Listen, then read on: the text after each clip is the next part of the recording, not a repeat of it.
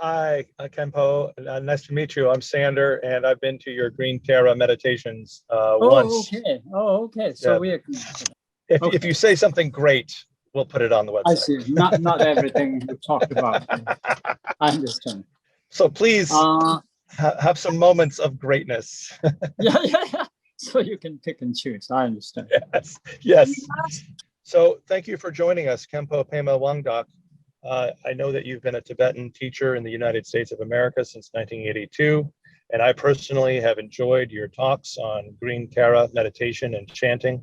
And I wanted to say, I bow with deep gratitude and say thank you for joining the Nonviolence Works conference that Deb and I and Priya have been organizing for October 2nd. So we wanted to focus our talk on talking about how Buddha wisdom and the Buddha lineage impacts teachings about nonviolence today.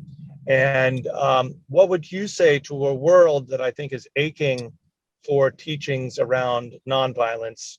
How does the lineage of the Buddha, the historical Buddha, how does that impact the science and the practice of nonviolence today? Among the humans impacts modern time. What is the role of Buddhism? The teachings the Buddha has, among other characteristics, is the universality, comprehensiveness, that is far way beyond any other thoughts the human mind has. Human mind has incorporated thought. Incorporated means we put so many knowledge put together and then we start to believe in it. Versus an individual who can grasp that thing individually is very, very hard.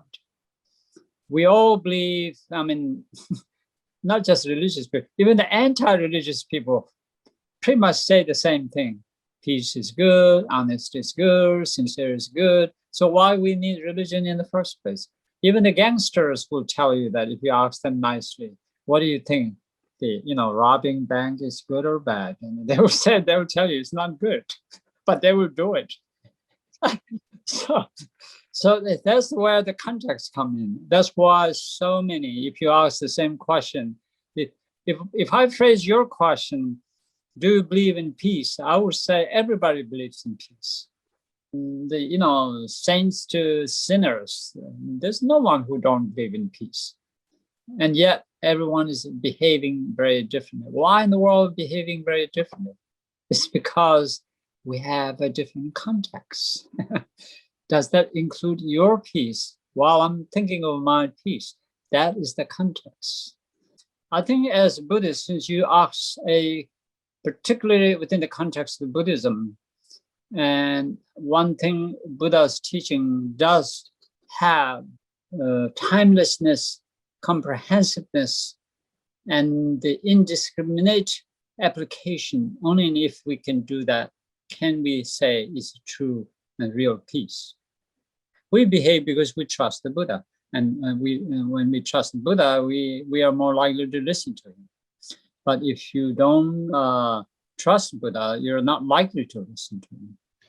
Can you tell us a little bit more about what makes Tibetan Buddhism different from the other lineages? I would say the difference is not so much different, but it's more comprehensiveness. Again, I use the word. There are components, there are techniques, there are kind of in a simplistic way, there are different angles you pursue. The same person looking from different angle with a different depth, the value of who you are is subject to their understanding. And Tibetan Buddhism has that kind of different angles, different depth and width. And it includes the different psychological and spiritual depth and width. The basics of the Buddhism is exactly the same. Tibetan, Chinese, Theravadan, Japanese, Zen, Chen, whatever is basic, like the house that has a roof and a wall and the floor and the door and the windows. So all the Buddhism share this basic principle.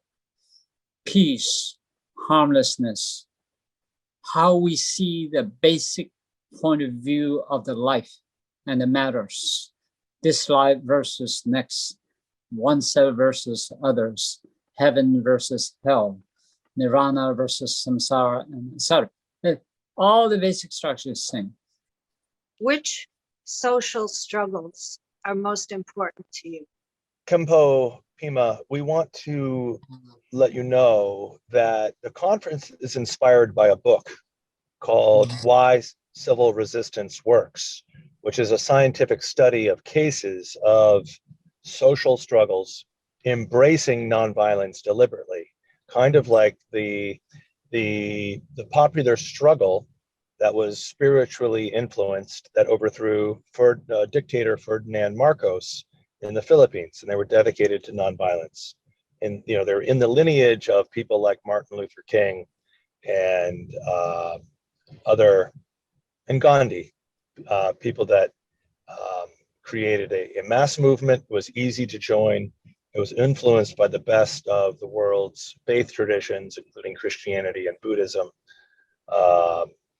And so we're asking our speakers, what are some political, social issues that are important to you that are also enriched by your spirituality? I don't have any particular social issue out there. My focus, especially teachings of Buddha, is always more focused on the subjective side of it. Then you go from there to the outside world. So we can pick and choose any social issues. I don't have any particular, personally, at least personally, I don't have any particular issues. But whatever the issue may be, I think it's important to understand the whole and every component of the issues. Issue itself has to be understood. We usually jump into a conclusion as soon as we think that something's wrong. Or, if somebody says nice thing to you, you immediately think, oh, what a nice person.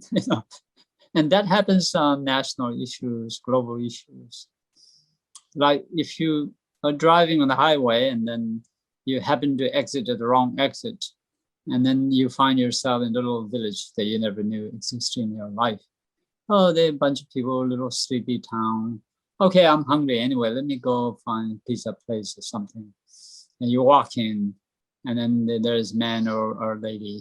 Hello, says a kind word. You immediately think, what a nice little town. I mean, you haven't seen the village at all. You just saw one person who said some kind word or smiling things. And our mind goes this conclusion. This is a cute little town. I like this. You know what? Maybe I want to move in. Kind of feeling. It's jumping so fast. Or, on the other hand, you walk in and then there's a bunch of guys drinking soda or whatever. And looks at you like top to bottom.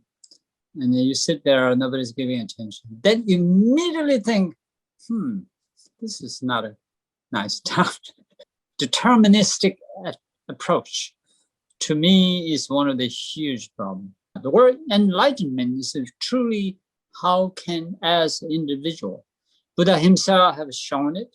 Other masters have tried it throughout the century. There are many people or teachers, individuals, who claimed they found the mastery over themselves. They found liberation. Our obsession for happiness and peace itself sometimes leads to violence. Our obsession of perfection itself is confusing us. If there is a way that we can live imperfectly, I would say that will take us to the level of perfection. Meaning that that's how Buddhists live. They know that we're going to kill each other tomorrow. They know, but they're smiling at the same time. Is that right? What it means is they accepted the imperfection of us. And that makes them perfect. But if we're willing to let other people make mistakes, that's the beginning of peace. If you are willing to accept harms, that's the beginning of the peace. If you expect there's no harm as the form of peace, you will never enjoy peace. So this is some of the mathematical kind of equations that we need to bring it in and into consideration, part because some of those understanding or misunderstanding or the limitation of understanding subjects us to do things. And if there is a way that we can slowly educate ourselves, the peace has much better chance. But if my peace is based on that you never say an unkind word to me, and that I never broke your computers, I never say a bad thing to you, and you're happily living like that, that's dangerous. If there is peace to be achieved, it has to be based on the imperfection itself. Only and if you do that, can you live in peace. Thank you. Okay. Bye-bye. Bye-bye. Thank you. Bye-bye. Yeah.